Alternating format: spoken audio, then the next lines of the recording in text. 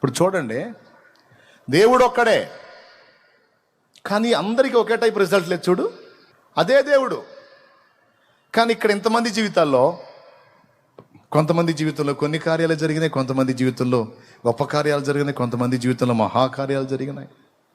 దోషం ఎక్కడుంది? ఆయన దగ్గర ఉందా, మన దగ్గర ఉందా? నదిదేం తప్పు లేదండి, మనం వేసిన పైపుదే సమస్య అని ఈజీగా అర్థమైద్దని నదితో పోల్చి చెప్పానండి. అర్థమైందా?